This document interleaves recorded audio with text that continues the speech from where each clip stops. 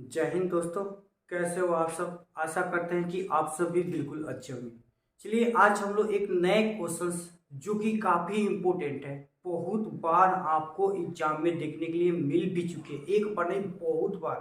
ठीक है, तो ऐसे क्वेश्चंस को हम लोग ले करके आए हैं कि जो कि आपको एग्जाम में आना ही आना है, न आने का बिल्कुल सवाल नहीं। और आपको ऐसे तरीके से समझाए जाएंगे जो कि आप जिंदगी में कभी भी नहीं भूल सकते। डायरेक्ट आपके दिमाग में ये क्वेश्चन जाएगा।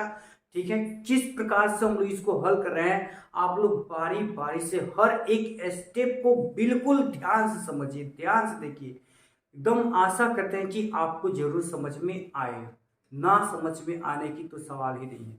ठीक है, तो चलिए हम लोग स्टार्ट करते हैं क्वेश्चंस को और देखते हैं कि क्या कह रहा है इस क्वेश्चन में। ठीक है, क्यों ये इंपॉर्टेंट है, क्या कह रहा है, कैसे हल होगा इसका।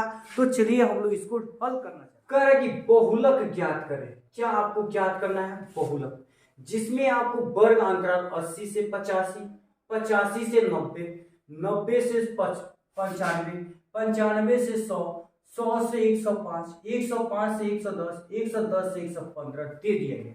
यहाँ पे आपको बारंबारता 33, 27, 85, 155, 110, 45 और 15 दे दिए गए। आपको इसी क्वेश्चंस को इस रूप में लिख लिया गया, सजा दिया गया। इस क्वेश्चंस को आपको इस रूप में सजा दिया गया ताकि इसको हम लोग बहुत ही आसान तरीके से समझ पाएंगे। इस तरह से समझने में थोड़ा सा आपको परेशानी हो सकती थी, इसको इसलिए इस रूप में सजा दिया गया बिल्कुल ही आसान तरीके से। चलिए, सबसे पहला जो काम इसका होता है वो होता क्या है ये हम लोग जानेंगे। सबसे पहले जो इसकी बारंबारता होती है ना, बहुलक बना रहे हैं हम लोग, ध्यान में रखिएगा क्या चीज बना रहे हैं, बहुलक। इसको बनाने के जो सही तरीके हैं डायरेक्ट आपके दिमाग में जाएंगे। चलिए, इसका जो बारंबारता है ना, बारंबारता, इसमें देखना है कि सबसे अधिक कौन सा बारंबारता है। सबसे अधिक यहाँ पर 33 है, 27 है, 85, 155 है, 110, यहाँ 45, 45। ठीक है, 45 यहाँ पे नीचे 15 दिया गया, 45 लिखा गया है, इसके लिए सॉरी 15 है। सबसे अधिक जो बारंबारता है वो कौन सी है? 155 है। तो यहां पर ये बात आप लिख दीजिए, सबसे अधिक बारंबारता, बारंबारता जो है वो आपका 155 है। इसमें कोई संदेह है आपको? बिल्कुल नहीं होगी। सबसे अधिक जो बारंबारता है वो कितनी है? 155 है। अब चलिए हम बताते हैं आपको कि क्या करना है। जो 155 है वो किस वर्ग का है? जो 155 है वो वर्ग 95 से 100 के बीच में है। जो 155 है वह वर्ग कितना में है? 95 से 100 में है जी। ठीक है, जो 155 है वो 95 से 100 वर्ग में है। कितना में? 95 से 100 वर्ग में। कोई संदेह बिल्कुल नहीं।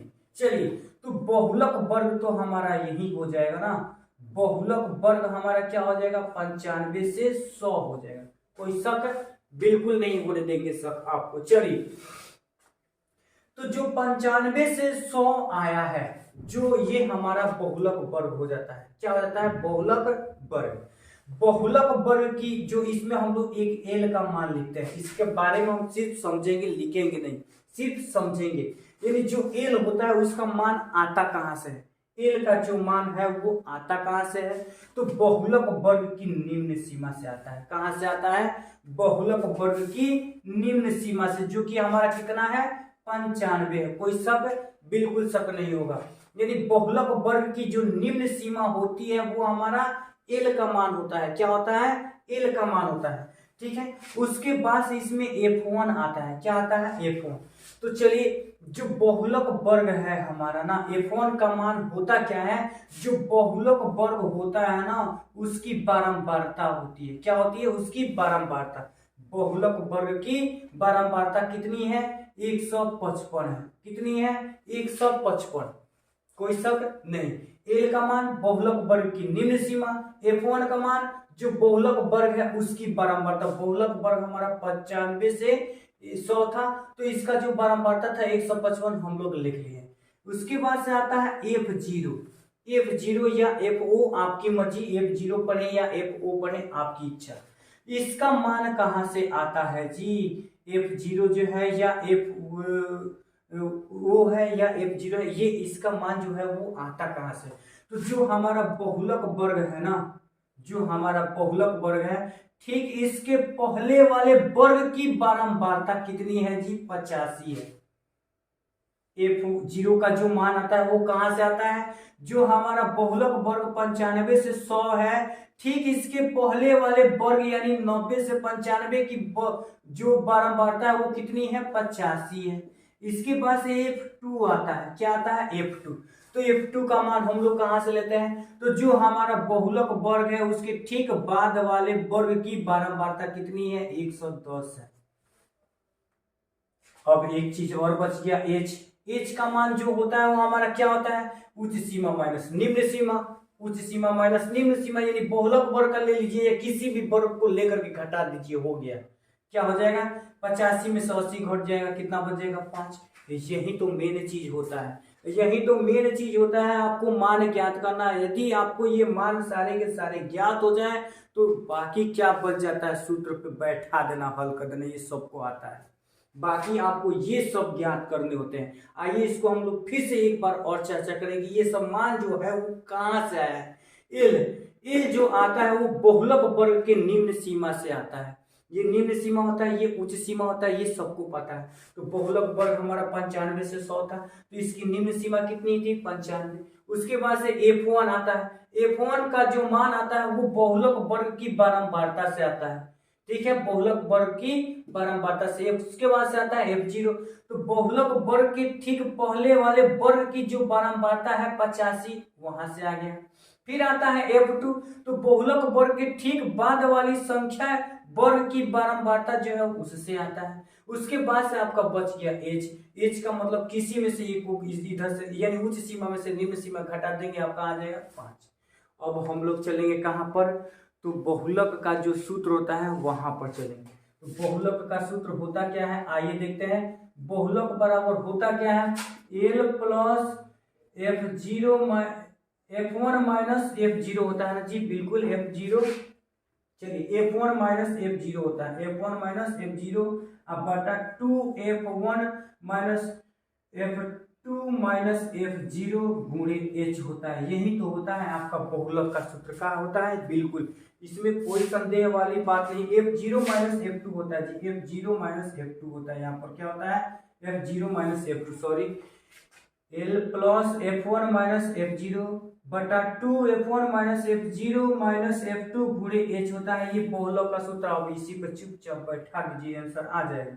L की जगह यहाँ पर आपको कितना लिखना है? 95 प्लस F1 माइनस F2 यानी F1 का मान है आपका 155 और माइनस F0 का मान कितना है? 85 हो जाएगा बटा 2F1।